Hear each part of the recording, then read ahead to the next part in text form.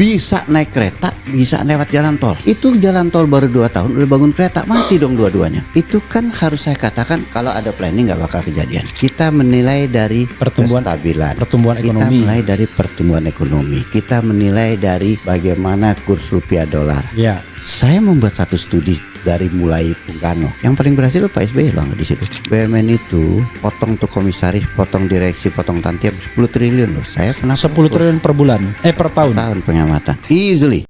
Jadi sobat era sekalian, beliau ini walaupun penampilannya dandy begini, usia sih tidak bisa dibohongi bahwa memang beliau udah senior sekali karena kita mendengar sejak zaman Orde Baru pun beliau udah berkibar. Kalau pernah mendengar TPI itu ya, Televisi Pendidikan Indonesia. Nah, beliau ngetop di situ tuh. Kalau publiknya, saya tidak tahu yang private-nya ya, tapi publiknya ngetopnya di TPI itu. Pernah muncul di layar kaca juga, bikin acara politik kalau tidak salah ya, partai-partai. Sebelum digantikan siapa teman saya itu juga, Haris siapa? Haris Jauhari. Haris Jauhari ya. Tapi itu sebelumnya beliau diskusi politik pertama di Indonesia. Dan langsung booming pada waktu itu. 6 ratingnya. Iya, acara partai-partai dulu menjelang pemilu 1999. Ya. Luar biasa ya. Tetapi tahun 99 itu memang ada generasi-generasi baru tuh. Andi Arief sudah ada. Saya lihat di partai-partai Andi Arief gitu. Jadi sobat era sekalian, kita atau saya lah ya akan banyak sekali nanya ke Mas Tito ya mengenai tadi kita ngomong apa yang mau kita bicarakan mengenai, saya tertarik ini ada tulisan di sini mengenai wowonomik. Jadi kalau berani ngomong wowo itu berarti usianya nggak boleh jauh-jauh amat. Kalau Prabowo Subianto kelahiran tahun 51 kan? 17 Oktober 51. 17 Oktober itu hari pemberontakan Angkatan Darat, tapi tahun 52-nya. Ketika Angkatan Darat mengarahkan tank ke istana, gitu. Tapi beliau ini lahirnya hari bersejarah juga, 5 Juli 55. Presiden. Jadi 4 tahun sebelum dekret presiden. Luar biasa ya. Jadi Mas Tito, saya bacakan dulu ya. Beberapa highlight dari Mas Tito punya riwayat hidup. Ini luar biasa. Dr. Tito Sulistyo SEMAF. MAF itu apa ini? Master of Accountancy and Finance. Oke, jadi beliau ini lulusan 82 di Universitas Indonesia, which is 82 itu saya masih SD.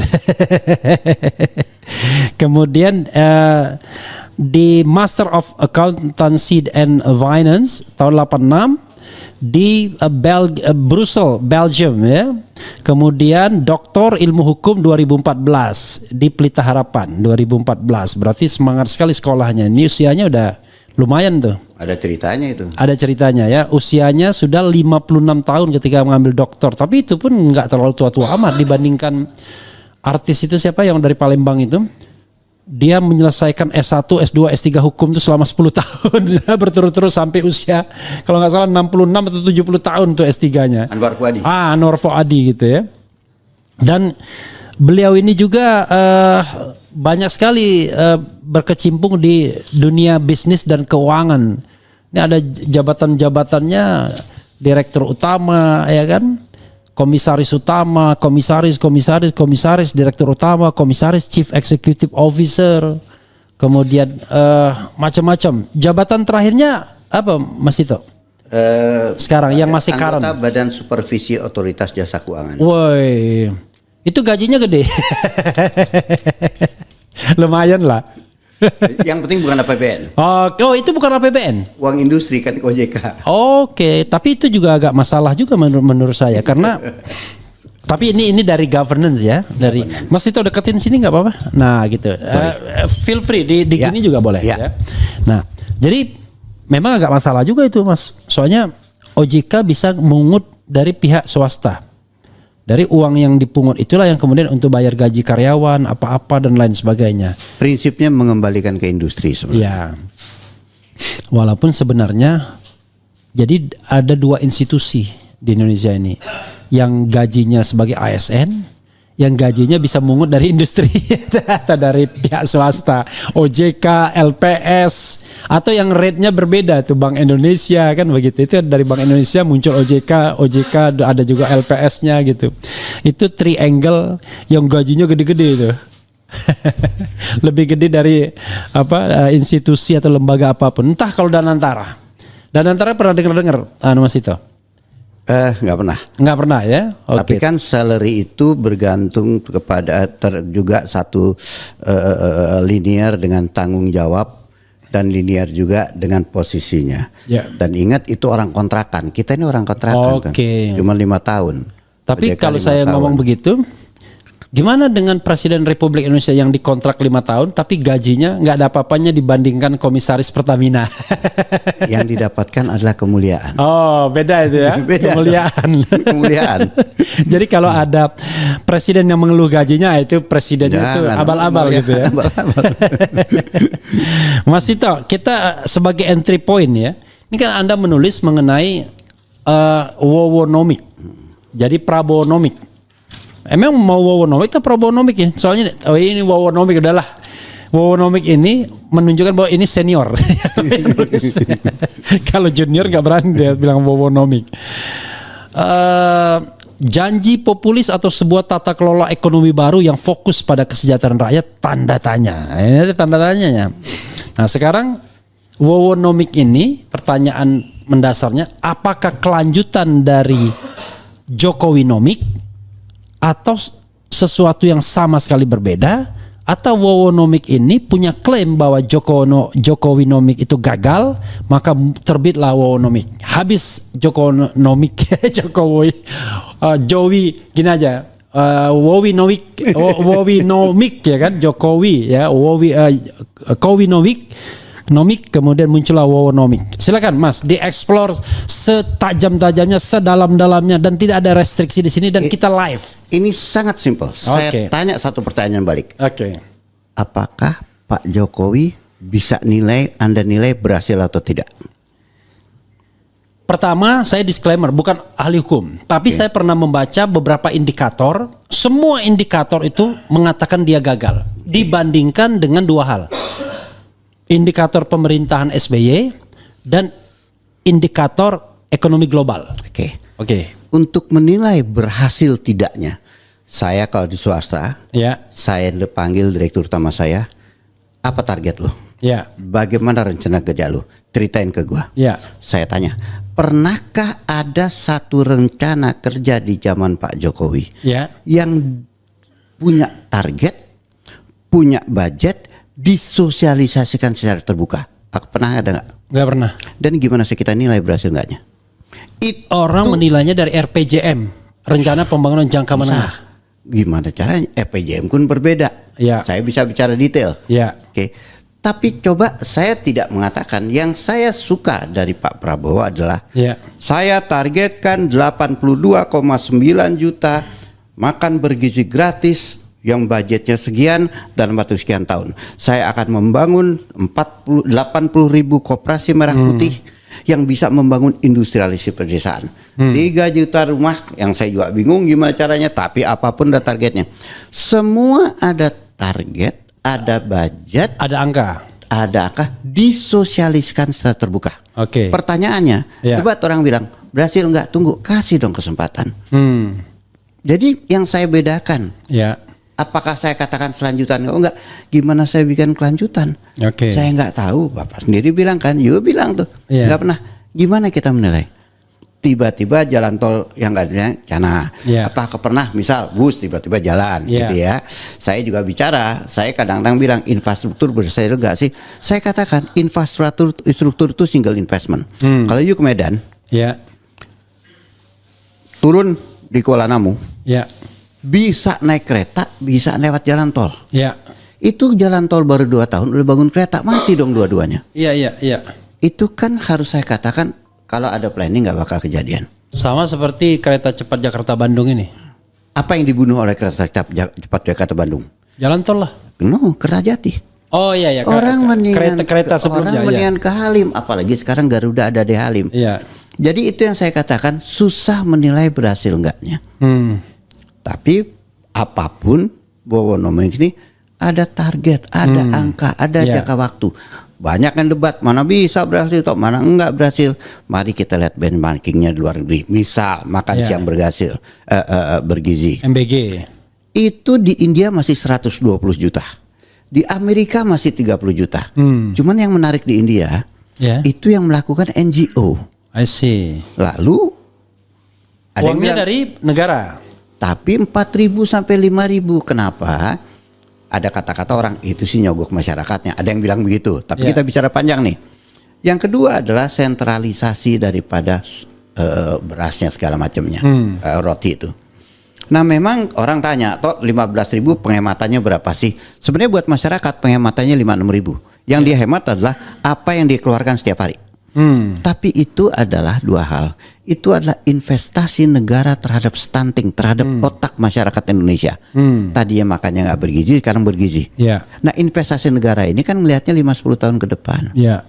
Sisanya apa? Memang ada membangun di daerah, sehingga terjadilah pergerakan ekonomi daerah. Terus ada yang bilang nggak mungkin toh nggak jalan, kasih kesempatan dong. Ada seorang pemimpin ngasih target, ngasih jalan yang disukai rakyatnya. Makanya pertanyaannya, janji politis apa tata kelola ekonomi baru? Kalau berhasil keren nggak? Tahu berhasil nggak? Kasih kesempatan dong. Persis kayak Danantara. Jadi untuk menjawab pertanyaan itu, saya nggak bisa katakan di kelanjutan, saya nggak bisa katakan karena saya nggak bisa nilai. Oke, saya bisa simpulkan bahwa ini sesuatu yang baru, paling tidak dari sisi target, dari sisi angka, dari sisi perencanaan kan, yang kita bisa ukur. Paling tidak kita bisa nilai, ukur keberhasilannya, tetapi tentu tidak besok pagi. Kasih waktu. Ini game panjang loh. Ini satu kesatuan. Saya mengatakan bahwa saya berpendapat, saya tulis. Yang pertama adalah bagaimana keadilan, kesejahteraan Indonesia yang lebih masuk akal. Simpel lah. Yang atas bagi-bagi duitnya jangan lu makan-makan terus dong gitu, kelapa sawit diambil. Yang bawah ya disubsidi, tanda kutip dikasih duit. Yang tengah nih insentif, belum ada proyeknya gitu ya. Terus kasih bekakan gratis. Koperasi merah putih. Koperasi merah putih itu buat saya kesejahteraan dengan martabat. Harus berhasil. Dan itu adalah industrialisasi pedesaan. Dan ini nggak berdiri sendiri. Makan bergizi gratis, kalau bisa perumahan itu ada yang masak telur, ada yang tanam pohonnya, tanam sayur. Koperasi merah putih ini mensubsidinya, memberi financing. Ini buat saya satu sekolah rakyat, gitu ya. Buat saya satu kesatuan. Dan saya senangnya ini fokus ke kesejahteraan masyarakat. Fokus loh ini. Dan saya katakan, toh kalau nggak berhasil gimana? Ya kasih kesempatan dong. Kita lihat setahun. Ya tapi begini, kan kalau kita bicara tentang kasih kesempatan, lihat kita kan nggak berdiskusi lagi namanya ya. Karena itu kan kita perlu anticipate ya kan, antisipasi hal-hal yang barangkali akan membuat ini gagal. Setuju. Nah, salah satunya adalah yang saya sering dengar adalah korupsi. Setuju. Jadi kalau sudah ada yang namanya rantai besar ya kita ini kan anunya buku. Jadi kalau ada rantai besar big business seperti ini dengan uang yang barangkali tahun depan sudah mencapai lebih dari 100 triliun ya. 170 triliun apa tidak salah saya dengar. Kalau sekarang mungkin kira-kira 70 triliun. Itu kan sudah ada itu para pencoleng yang sudah siap menerkam. Misalnya let's say makan bergizi gratis 10.000 per kepala. Tapi realisasi di lapangan kreatif sekali orang kita ini. Korupsinya nggak tanggung-tanggung, bukan 30% lagi seperti yang dikatakan Sumiter, tapi 70% dibalik gitu. BTS contohnya terakhir itu.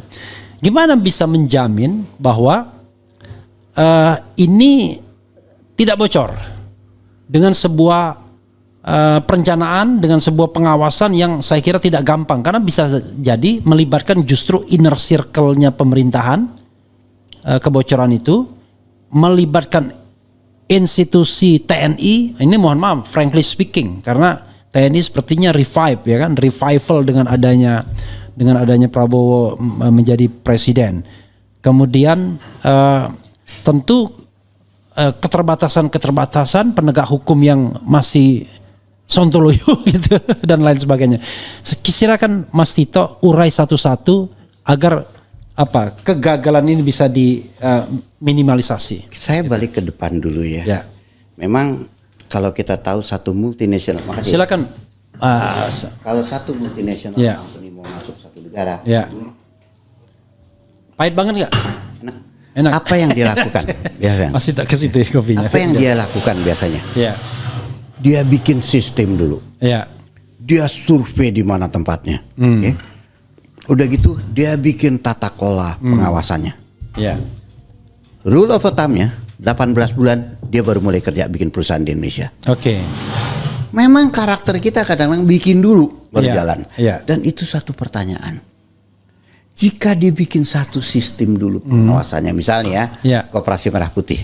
Saya tulis di buku saya, harusnya kita bikin dulu beberapa benchmarking. Persoalannya kan nggak ada benchmarking nih. Ya. Ada benchmarkingnya adalah di Thailand, bangun dari desa, di Vietnam gitu. Berhasil. By the way, kopinya kekentalan nggak itu? Kalau kekentalan dikasih air it's okay. panas. Nggak, It's okay. oke. Nah, kita mah nggak ada. Ada yang orang bilang bikin dulu satu negara. Punya waktu nggak kita ya? Ini memang akhirnya tarik-tarikan. Iya. Kalau nih makan bergizi gratis, Iya. kita bikin dulu tata kelolanya, sistemnya, pengawasannya. Mungkin setahun lagi baru mulai. Kapan rakyat tuh dikasih duit? Ini satu pilihan. Rakyat sudah lunglai. Nah, ini satu pilihan. Iya. Oke. Makanya saya katakan ini populis atau tata kelola ekonomi baru. Tapi beliau mengambil keputusan jalan. Oke. The name of the game memang follow up dan kontrol. Principal agent theory lah. Ya. Gitu ya. Bagaimana yang melakukan, yang mengawasi gitu ya. Setuju saya. Nah, tapi itu satu pertanyaan. Misal nih ya, kita balik. Dan antara. Satu yang saya agak tanda kutip mengatakan kenapa begini ya. Tanggal 1 Maret ya. 1 Maret 2025 dibuat undang-undangnya. Jam 9 pagi. 1 Maret 2025 jam 9 pagi lebih 1 menit ditandatangani PP-nya. Iya. 1 Maret 2005 pada saat bersamaan ditunjuk orangnya. Ya. Biasanya kan undang-undang dibikin, lalu 2-3 bulan tata kelola pelaksanaannya sosialisasikan, baru dipilih orangnya. Tapi again punya waktu nggak kita. Jadi saya mengatakan betul ada resiko itu. Ada detail kalau ini mitigasinya apa, ini mitigasi apa. Tapi poinnya memang keputusan jalan dulu, ambil baru dikontrol. Ya seorang MBA itu dinilai bukan dari bagus enggaknya, tadi keberaniannya bikin program. Okay. You mau bikin program dengan resiko, apa lu dia mau tidur tapi you masuk surga. Kadang-kadang pilihan. Saya mengatakan jalan deh. Jalan deh. Misal nih ya, kita dengar tuh bagaimana kelapa sawit itu, misal dia punya 500 hektar. Ternyata dia kelola tuh punya masyarakat, punya negara 200 hektar lainnya. Ambil kata pemerintah, bayar loh. Itu diambil dulu. Jadi buat saya ini satu pilihan. Oke. Tapi kalau kita bicara bagaimana mitigasinya segala macam dan kita memulai diskusi teknis, Pak. Ya, akan menjadi debat panjang begitu diskusi teknis. Pertanyaannya, ini program buat rakyat secara konsep bagus nggak? Dan kalau bagus, jalanin langsung apa rapiin dulu sistem data terkerjanya. Itu pilihan buat saya, Pak. Kayak Koperasi Merah Putih. Ya. Konsepnya bagus kok. Bagus. Jalan, kalau jalan, industrialisasi pedesaan jalan. Okay. Sekarang saya nggak ingat, katanya udah dibikin semua. Tapi dan satu yang saya juga agak senang, secara berkala dilaporkan. Ya. Ini kita dengar kok, misal makan sudah berapa, koperasi sudah berapa, ya rumah aja belum ada jadi dibangun gitu ya. Jadi pendapat saya tetap kasih kesempatan deh. Oke. Ya, kalau kita lihat besar sekali ya.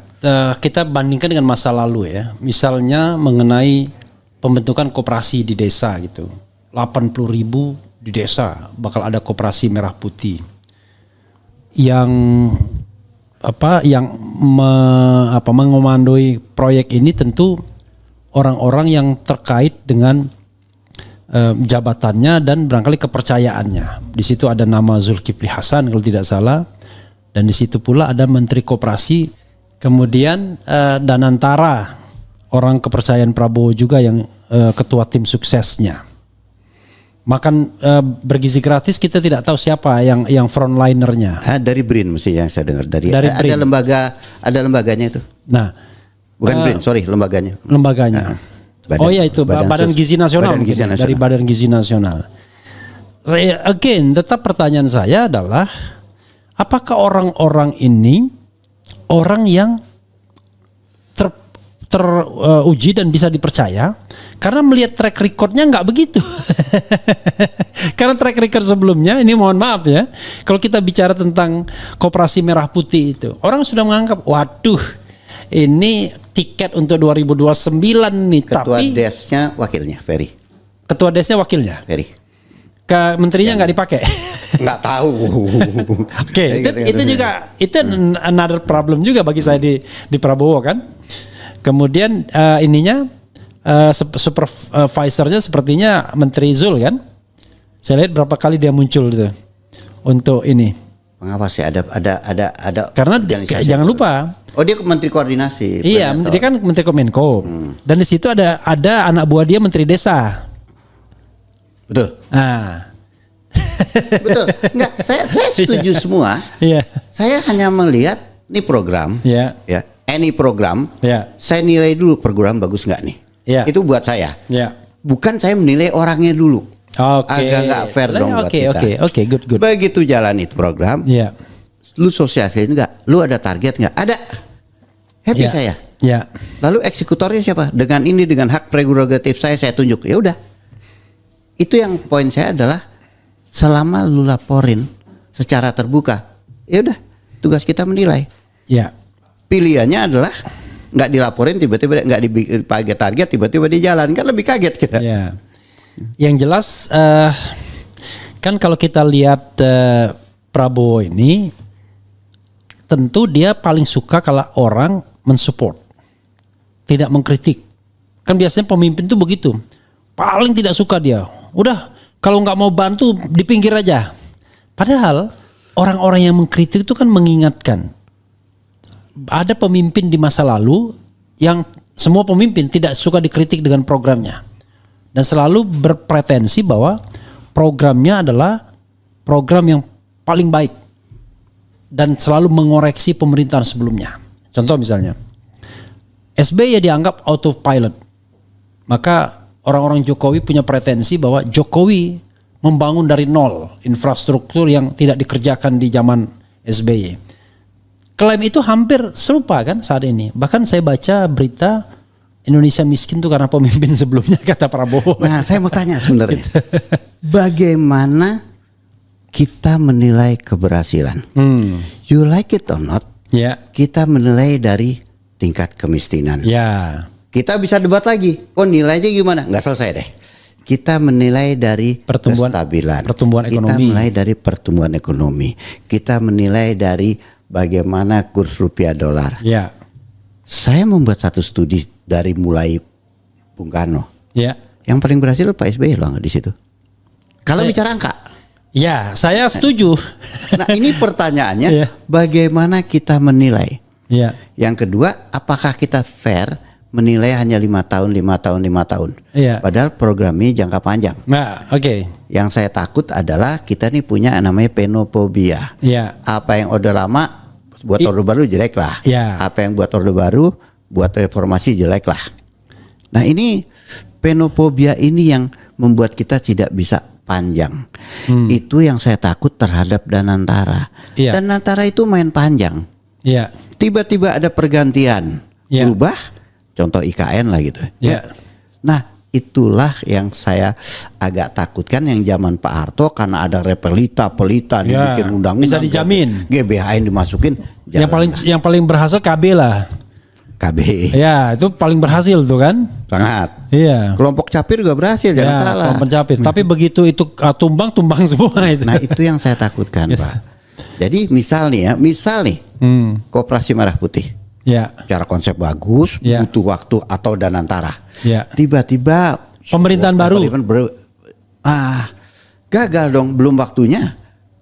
Karena Danantara itu adalah harus bermetaforsa, Pak, contohnya. Ada yang tanya ke saya, Danantara lembaga apa sih? Loh, kenapa ditanya? Undang-undang mengatakan Danantara itu badan negara. Ya. Oke. Nah, lalu kerjanya apa? Gini, Pak. Danantara itu 2 tahun pertama, kita harus akui satu. BUMN itu Pak Prabowo kemarin terang-terangan di pidatonya. BUMN itu tanda kutip gagal. Terang-terangan di pidatonya. Tapi Danantara kita tunggu, kita hold dulu. Kita selesaikan ini dulu satu-satu. Jadi kita selesaikan permasalahan membuat sebuah program pembangunan yang tidak bisa selesai 5 tahun, tapi jangka menengah, jangka panjang. Keberhasilannya baru bisa diukur seperti itu. Sementara pemerintahan cuma 5 tahun. Tidak ada jaminan bahwa di 2029 dia terpilih kembali, atau kalaupun terpilih kembali hanya 2 periode saja maksimal. Nah gitu. Beda sama pemerintahan Pak Harto yang bisa menjamin replita 25 tahun dan dia sendiri yang jadi eksekutornya kan. Lalu ada yang kemudian jangka menengahnya ya kan, setiap 5 tahunan itu. Nah, saya membayangkan Pak Tito ya, kita taruh makan bergizi gratis, ya. Wah, ini walaupun manfaatnya sudah bisa dirasakan sekarang karena langsung kan, tapi kan manajemen dan lain sebagainya, pendanaan, efektivitas, efisiensi, dan tidak itu saja, tapi dampak bagi pertumbuhan generasi berikutnya kan. Apakah mereka lebih sehat, lebih cerdas, itu kan yang lebih pentingnya, bukan perutnya kenyang kan. Nah itu kan nggak bisa diukur hanya 5 tahunan. Oke. Satu, gimana menjamin bahwa program ini akan dilanjutkan pemerintahan berikutnya? Satu. Kemudian program paling kacau koperasi. Ini yang paling potensial untuk bubar. Terus terang saja. Waduh. Nanti pemerintah selanjutnya mencium aroma politik, ya kan? Di dalam pembentukan Koperasi Merah Putih ini. Oh, dia akan habiskan tuh, sikat semua tuh orang-orangnya yang terindikasi terafiliasi dengan partai politik atau dengan politik. Bayangkan untuk nyikatin orang di 80.000 koperasi dikali 5 orang minimal itu nggak habis-habis waktunya. Energi, belum lagi gontok-gontokan, itu 2. Danantara nanti kita bicarakan lebih lanjut. Nah, apa saya tidak bicara lagi mengenai kasih waktu, tapi apa resep, konsep yang mau ditawarkan Pak Tito agar kepada Presiden agar ini ada kontinuitas dan kemudian menjadi sebuah program yang rasional yang pemerintahan dimanapun kapanpun akan terus melanjutkannya. Sebenarnya secara konsep jawaban saya harusnya mengatakan adalah kepastian hukumnya. Undang-undangnya. Tapi itu IKN juga ada undang-undangnya gitu. Bisa diubah undang-undang. Semalam juga bisa diubah. Saya lebih mengatakan adalah yang sedang berjalan sekarang, pemimpinnya harus mengatakan itu terasa dampaknya buat rakyat. Itu baru panjang. Tapi kalau agak-agak sulit gitu ya. Karena kalau secara teoritis undang-undang, kepastian satu program berjalan adalah undang-undang. By law, bukan by rule. By law. Tapi ya ada contoh itu by law itu nggak diterusin aja. Law-nya sudah ada, nggak dijalanin. Bisa aja. IKN. Nah, jadi kan buat saya kan sudah ada itu Pak, undang-undang tentang DKI sebagai wilayah aglomerasi itu. Makanya buat saya adalah, saya juga punya pengalaman tuh menarik gitu. Tapi buat saya adalah para pemimpin pelaksana ini sebagai agent, segelintir manusia yang telah ditunjuk masyarakat untuk menjalankan pemerintahan, tolong buktikan ini berhasil. Kami mengawasin. Hanya itu Pak yang membuat ini panjang, di mana masyarakat merasa ini ada gunanya. Detik ini sebagian sudah merasakan ada gunanya. Saat ini ya. MBG minimal ya. MBG minimal. Terlepas dari ekses negatifnya ya, kadang-kadang ada yang keracunan itu mungkin minor ya. Nggak bisa kita bilang nggak bersalah, tapi kalau bicara angka statistik pun ada. Misalnya ternyata hanya 0,5%, tapi saya akan dimaki orang kalau mengatakan lu nggak bisa gitu 0,5 gitu. Apalagi media sekarang udah demikian terbukanya gitu. Jadi ya Jadi buktikan tolong bahwa program ini berhasil. Buktikan ini bukan hanya satu janji populis, tapi ini satu tata kelola ekonomi baru. Dan yang tanggung jawab siapa? Ya pasukannya, Pak. Tunjukkan dong. Tunjukkan bahwa lu udah dapat kemuliaan, lu tunjukkan dong. Jadi saatnya ini menunjukkan kemuliaan, bukan mengentit uang negara. Kita bisa kritik macam-macam gampang, tapi kita ditanya. Jadi sesudah lu kritik, mendingan diberhentiin apa jalanin? Susah juga jawab saya. Saya bisa bicara detail, di situ saya bicara detail. Bagaimana mitigasinya, bagaimana pendidikan daripada pengelola koperasi segala macam gitu ya. Bagaimana harusnya adalah setiap desa itu ditentukan dulu. Desa ini perlunya ini, desa ini perlunya ini, desa ini perlunya ini. Baru, tapi ya akhirnya keputusannya sambil jalan tuh, Pak.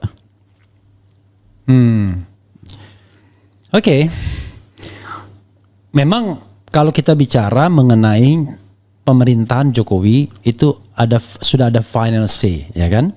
Karena dia sudah completed 10 tahun dan kemudian kita bisa ukur. Ya, susahnya nggak bisa, gue nggak tahu yardsticknya apa. Ya paling tidak orang bandingkannya dengan SBY. Jadi kalau tadi Pak Tito bilang SBY lebih baik dari sisi indikator angka. Memang iya sih. Misalnya indeks persepsi korupsi, SBY bisa meningkatkan angkanya sampai angka dari 20 ke 34, 14 poin dia. Zaman Jokowi dari 34 cuma ke 38, 4 poin aja. Oh, kalau gitu lebih gede zaman Jokowi ya. Kita bicara kontinuitas.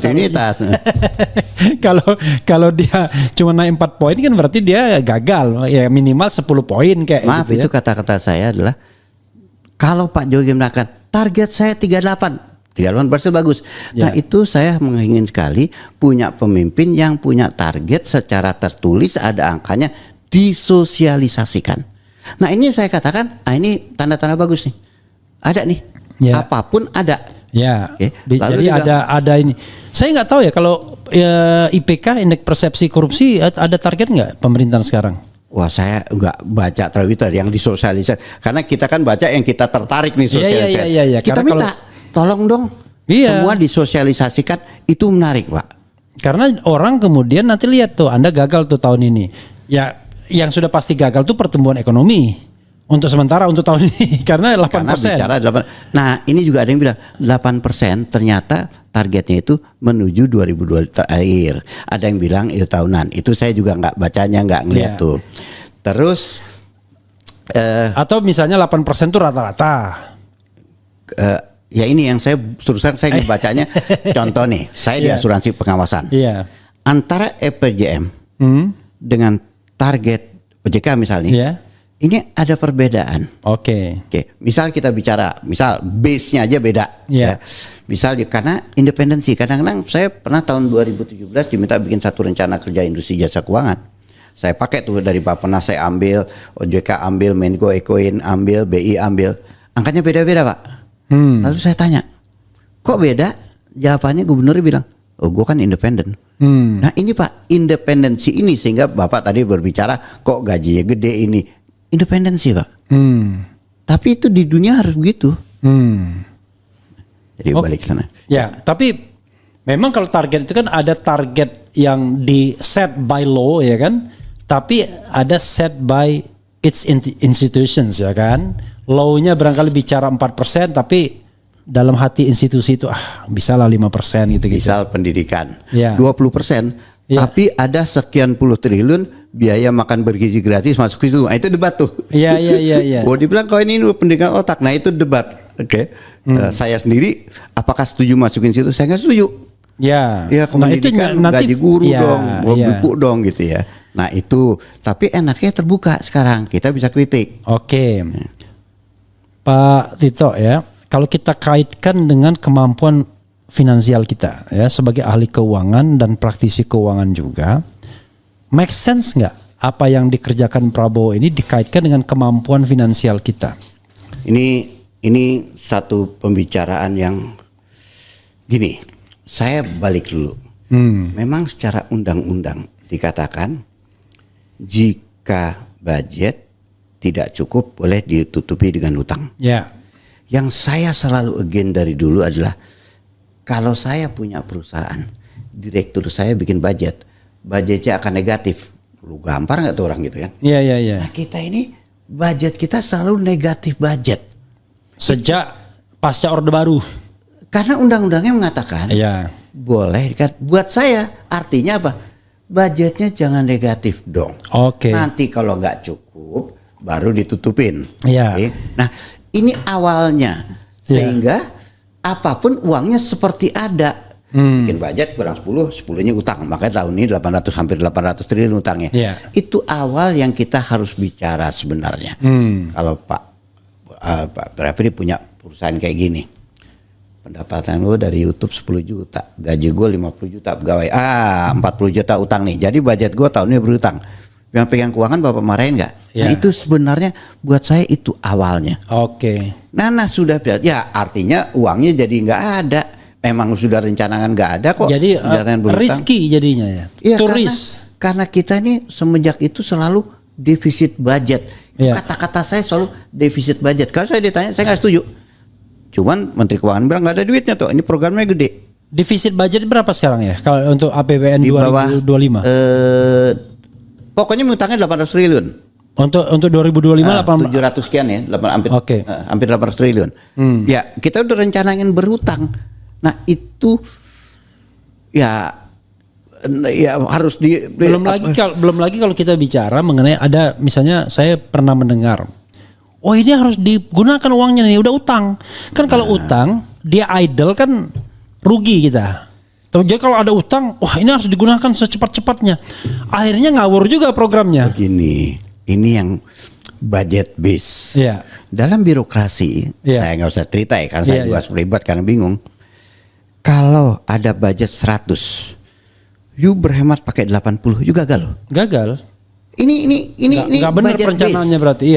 Kayak gubernur kita nggak going concern budget base, tapi memang itu peraturannya. Lalu penilaiannya adalah berapa besar lu mampu ngasuhin budget yang lu rencanain. Jadi kalau kita budget 100 ngabisin 80 babal, kita habisin 100 tapi terakhirnya kita pakai buat iklan, seminar. Nggak karu-karuan lah pokoknya. Berhasil. Nah itu memang tata kelolanya udah lama begitu. Saya mencoba merubah masuk ke satu tempat gitu ya. Nggak berhasil. Karena dibilang gini, kalau kita cuma 80, maka tahun depan you turun budgetnya. Iya. Pusing juga gunornya. Iya, saya dengar begitu. Ya itu Jadi kalau hari ini budget kita 100 dan sebenarnya kita pun cuma kemampuan menyerap 80, kita bikin 80, nanti tahun depan kita 80 tapi aktivitas berhasil karena kita berhemat. Itu gagal. Nah, jadi untuk menjawab pertanyaan Bapak, kita nggak punya duitnya. Saya mulai dulu, memang kita rencanakan ngutang nih. Lalu baru berpikir lebih baik ini. Itu balik ke basicnya dulu. Kita tuh defisit budget. Kalau Bapak punya perusahaan, direktur datang dengan ini budget segini tahun depan, pecat nggak? Tapi memang ya kalau kita lihat anggaran negara ini, misalnya untuk pendapatan karyawan atau ASN, sering sekali sebuah kegiatan itu kalau dalam profesional itu dihandle 5 orang aja cukup, kan begitu. Tapi kalau di birokrasi nggak bisa begitu. Mulai ada dewan pengarahnya macam-macam sampai yang namanya dewan pengarah aja bisa sampai sekian, ya kan? Dulu nih mohon maaf nih, saya kan pernah di MK. Saya lihat dewan pengarah itu 9 orang hakim. Itu ex officio untuk setiap kegiatan. Dan ada honornya. Ada honornya. Lalu setelah dewan pengarah SC, dia bukan dewan penasihat dulu, kan dia enggak. Lalu dewan pengarah, ya kan? Sekjen, ya kan? Kemudian ketua panpelnya yang biasanya setingkat kepala biro atau kepala bagian. Barulah yang sampai ke bawah. Dan semua SK begitu. Dan itu ada honornya semua. Kalau dihitung-hitung, itu antara honor dan kegiatan tuh sama aja jumlah. Disgust unemployment itulah yang dipotong oleh Pak Prabowo. Komisaris, saya menulis Pak, BUMN itu potong tuh komisaris, potong direksi, potong tantiam 10 triliun loh. Saya pernah 10 triliun per bulan, per tahun. Per tahun pengamatan. Easily. Ada lagi pengamatan besar. Ini menarik. Saya bicara BUMN sedikit ya. Dan saya udah terus teriak. Dari 120 BUMN, lupain anak perusahaan BUMN Pak ya. Iya. Oke. Itu 70% berkantor pusat di Jakarta. 70%. Logik apa Raja Wali Nusantara, Ya. pabrik tebunya di Jawa sana, kebunnya di Jawa, market di Jawa, direktur utama berkantor di Jakarta. Logik apa bahkan ada PTPN? Logik apa Angkasa Pura I Ya. yang airportnya adalah di Surabaya, di Bali, berkantor pusat di Jakarta. Oke, atau Tambang Timah. Oke, buat saya usir. Bilang semua direksi BUMN beserta keluarganya pindah ke pusat kedudukan, misal Telkom. Ya. Itu nggak ketemu klien, pindahin ke IKN juga nggak apa-apa. Ya.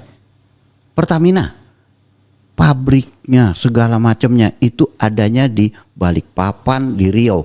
40.000 orang pindahin, direksi pindah. Oke, itu namanya clustering. Bukunya Michael Porter. Oke. Membangun pusat-pusat industri. Jadi kalau ingat Texas, ingat minyak, ingat Detroit, ingat mobil. Kota Kediri contohnya. Ya. Terjadi Pak interconnecting industri. Kalau Pertamina pindah Pak ke Riau, supplier pindah, mobil oil pindah, semua pindah, universitas minyak terbentuk. Jangka panjang disintegrasi bangsa. Itulah awal dari clustering. Bukan disintegrasi bangsa, integrasi. Enggak, disintegrasi hilang. Oke. Karena kawin di antara mereka gitu. Iya. Jadi buat saya dan mereka menjadi ujung tombak pembangunan daerah. Ngapain di Jakarta? Banyak loh Pak itu. 70%. Jadi ini fakta yang saya dapatkan. Ada seorang misalnya seorang direktur utama atau direksi lah karena 10 tahun kan di BUMN. Mulai dari direktur apa sampai kemudian dirut 10 tahun. Nggak membuat dia mau pindah ke daerah itu. Karena dia tahu sehebat-hebatnya kontraknya maksimal 10 tahun cuma. Perintahin kalau nggak mau ganti. Loh, bener Pak. Yang terjadi adalah dia cuma sendirian di sana. Anak bininya ada di Jakarta. Semua orang begitu, semua eksekutif. Coba dicek satu-satu. Anak istrinya ada di Jakarta. Karena mungkin pendidikannya lebih baik, lebih berkepastian untuk jangka panjangnya. Dan dia ke Medan, kemana, ya itu sendirian aja. Akibatnya apa? Ongkos tinggi kan? Bolak-balik begitu. Belum lagi perjalanan dinas harus kelas bisnis dan lain sebagainya. Lipo bisa melakukan kok. Pemegang saham, keluarganya. Pindah semua Karawaci. Jadi Karawaci. Tadinya kan jauh banget. Iya. Loh, negara ini kan kita harus membangun dari daerah, dari desa. BUMN udah ada di daerah. Jadi ujung tonggak pembangunan daerah dong. Dan perintahkan keluarganya. Tapi satu, saya tuh nggak setuju loh kenapa harus 2 periode. Kalau dia bagus kenapa nggak dikasih 3 periode? Pendekatannya pendekatan ekonomi dong. Yeah. Kenapa pendekatan politik? Kalau dia bagus Pak. Ya masalahnya adalah governance-nya itu yang jadi masalah kan. Jadi perbaiki governance-nya dong. Ya. Jangan kita naik mobil, skrupnya goyang, bannya goyang, bukan skrupnya dikencengin, ban yang diganti, kan jadi nggak karuan. Oke. Dan memang sebenarnya kalau kita bicara mengenai itu, ya hulunya harus diperbaiki kan, mulai dari rekrutmen awalnya. Kalau enggak, ini mohon maaf Pak ya, udahlah jadi direksi BUMN tertentu yang wow itu, nggak mungkin nggak nyogok gitu. Minimal ada orang kuat yang membawanya gitu. Kita dari kecil nih sayangnya diajari nyogok. Ada orang datang udah kasih duit belum? Anak mau kurus KTP udah bawa duit belum? Mau ngirim SIM udah bawa duit belum? Kawin aja dengan ini saya nikahkan dengan mas kawin. Gratifikasi tuh. Iya. Harusnya justru ya. Jadi memang Pak kita ini agak diajarin. Ngajarin nyogok dari kecil. Tapi kalau yang itu agak sensitif tuh, cabut dulu. Nikah aja. Saya ini cerita nih ya Pak ya. Iya. Saya ngomong penghulu, saya nikahin anak saya yang perempuan. Iya. Boleh nggak saya ganti? Saya janji setia. Nggak boleh Pak. Harus bentuk barang. Dengan ini nikahnya dengan mas kawin. Sekian. Walaupun kadang-kadang simbolik gitu. Maksudnya simboliknya tuh pakai uang pound sterling sekian untuk menunjukkan tanggal. Sebenarnya ada cerita sahabat Nabi mengatakan itu harusnya berikan setengah nyawanya. Makanya waktu sahabat Nabi itu menikah, yang dikasih baju perangnya. Setengah nyawanya diberikan. Bukan $1.000 gitu. Itu Ali ya itu bin kan, Abi Thalib kan ditanya, kan kamu ada harta nggak? Harta yang tersisa yang ada cuma baju perangnya. setengah jiwa saya kasih.